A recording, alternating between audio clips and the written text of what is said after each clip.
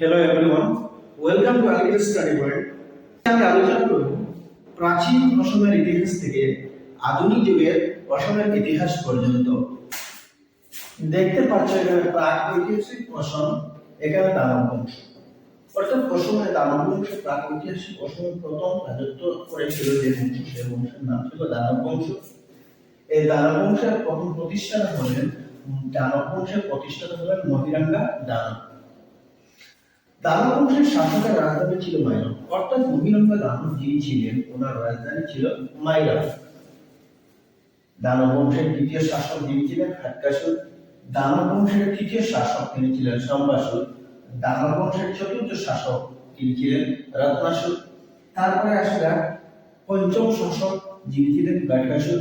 সেই সময় অসমের রাজধানীর নাম ছিল প্রাগজ্যোতিষ। কেননা এখানে অসমে সেই সময় জ্যোতিষশাস্ত্র চর্চা করা হতো। গুয়াহাটি নবগ্রহ মন্দির প্রমাণ করে যে এখানে জ্যোতিষশাস্ত্র চর্চা করা হতো, এই জন্য এই জায়গাটির নাম প্রাগজ্যোতিষ রাখা হয়েছে। সেই সময় তার রাজধানীর নাম ছিল প্রাগজ্যোতিষপুর। নরকাসুর যিনি বৌমা বংশ প্রতিষ্ঠা করলেন।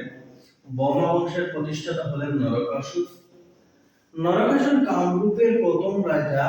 তিনি তার পূর্ববর্তী রাজা গটকাসুরকে হত্যা করে কামরূপের সিংহাসনে বসে।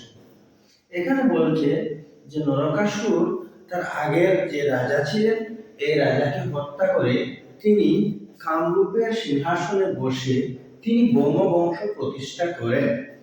তারপরে দেখা যায় যে বৌমা বংশ প্রতিষ্ঠা করে তিনি সিংহাসনে আরোহণ করেন, কামরূপের সিংহাসনে আরোহণ করেন। তারপরে হলো নরকাসুর গুয়াহাটির নীলাচল পাহাড় কামাখ্যা দেবীর মন্দির ও মন্দিরে যাওয়ার রাস্তাটি নরকাসুর নির্মাণ করেন। তিনি একই রাত্রের ভিতরে এই রাস্তাটি নির্মাণ করেন।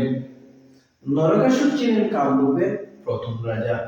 এখানে বলছে নরকাসুরের পরবর্তী কামরূপের রাজাগণ হলেন ভগদত্ত, ব্রজদত্ত। এখান থেকে কোয়েশ্চেন আসার সম্ভাবনা থাকতে পারে যে বৌমা বংশ প্রতিষ্ঠা কে ছিলেন? বৌমা বংশের প্রতিষ্ঠাতা ছিলেন নরকাসুর। বৌমা বংশের প্রতিষ্ঠাতা ছিলেন নরকাসুর।